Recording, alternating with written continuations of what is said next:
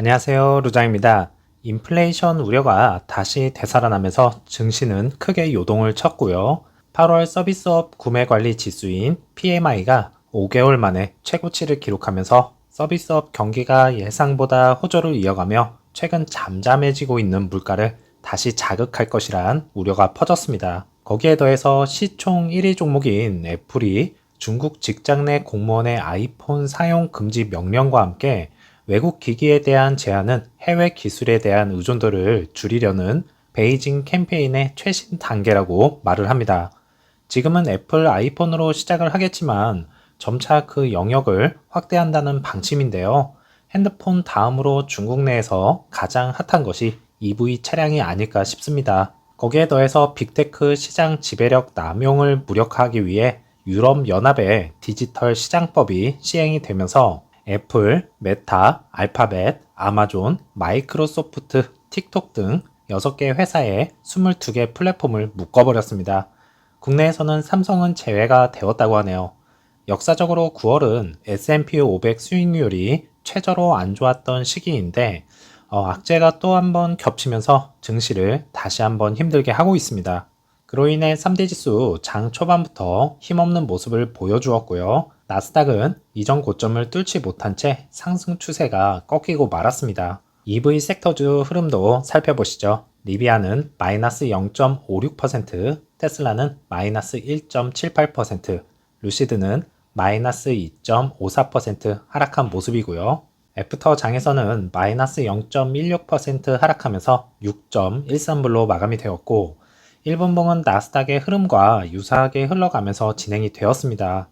역시나 말씀을 드렸듯이 9월 5일장에서는 숏 볼륨이 상당히 증가하면서 68%가 넘는 공매도 공격을 받은 것을 확인할 수가 있었네요. 오더플로우는 5거래일 동안 라지 스케일의 매수가 끊기면서 매도가 약간 더 많았고요. 미디움에서는 매수가 약간 더 많았네요. 최근 이 저점인 5.8 구간까지 위협하는 자리가 다시 찾아왔는데요. 힘드시겠지만 이번에도 잘 버텨야 할 것 같습니다. 힘내시기 바라겠습니다. 중국 언론에서 나온 내용인데요. 루시드는 중국에서 EV 판매를 모색하고 있으며 대중시장에 진출할 계획인 것으로 알려졌다고 합니다.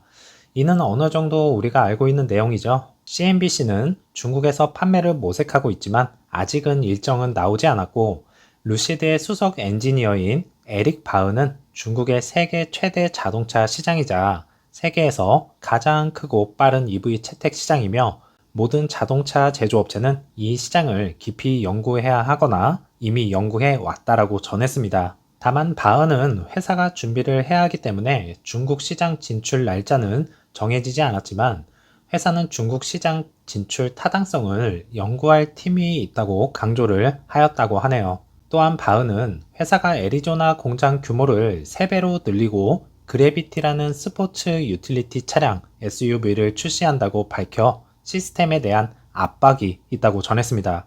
그리고 결국 대중시장에 진출할 것을 확인을 하였고요. 여기 또 나오네요. 2026년에 중형 전기차 출시할 계획이라고 밝혔습니다. 그래요. 10년 중후반 그때쯤에는 나올 것입니다. 루시드 측에서 임원진들 교체가 있었는데요. 많은 분들이 경영에 문제가 있다고 판단을 하시잖아요. 저도 그 부분에 대해서는 어느 정도는 공감은 합니다.